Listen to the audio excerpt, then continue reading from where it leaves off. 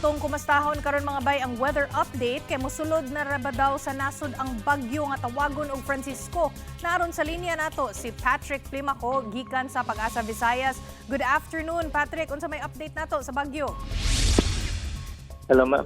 Hello ma'am, good afternoon sa kinata mo og sa atong mga susunod paminaw, and yes mo ni atong pinaka-latest weather update para karong hapon na and sa mosunod nga adlaw. Ang tropical storm nga atong ginamonitor sa gawas atong Philippine Areas of Responsibility kay na chance nga mo intensify sa severe tropical storm, and by ugma mo sakap pa niyang category as a typhoon category. And kini sa tropical storm karon kay ato makita sa gilayong 1,480 kilometers east of southeastern Luzon. And ano siya, maximum sustained winds nga moabot up to 85 kilometers per hour daw sa sentro, and mga gustiness pod nga moabot up to 105 kilometers per hour. Ang iyang movement kay paerog siya sa westward direction at 15 kilometers per hour. And para naman sa iyang track and intensity forecast, ano siya, posible ni siya ay musulod niya itong bagyo by later this evening or early tomorrow morning. So, igdayon suludan niya, tawagon niya nato siya o katong local name nga Francis. And by sa pagsuludan niya tomorrow, ay musaka niya category and mo typhoon category na niya siya.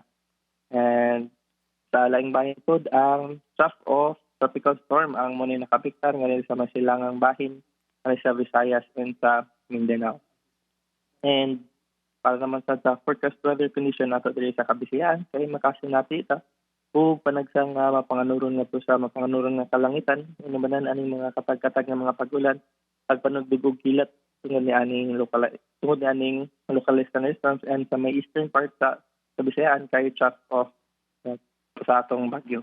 And tungod ni aning posibilidad makasinati aning mga flash floods or landslide labi na sa mga kusog nga mga pag-ulan.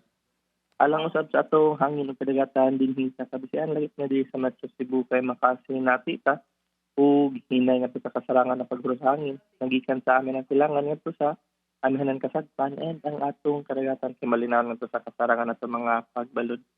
Dinhi sa Cebu atong kadagatan kay mo hunas ni siya unya alas 9:32 sa gabiin mo taob na pud ug mga alas 3:56 sa kabuntagon. Ang temperatura nato karong adlaw is nasa 27 to 33 degrees Celsius, and atong haring adlaw kay mosalop ni siya unyang alas 6:07 sa kahaponon.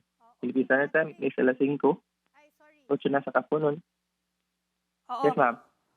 Sige, Patrick, kuan ha kanang very quickly lang, asa kahang dapita sa nasod or regions ang maigo aning bagyo ha, basig nawala lang ko ganina sa mga detalye. Okay po. Sa kaning bagyo nato, wala ni say landfall scenario. So kini siya kay nariyo sa ato kadagatan diri sa PAR sa may Philippine Sea. Pasakan ni siya pa-recurve ngari saka sa may Taiwan.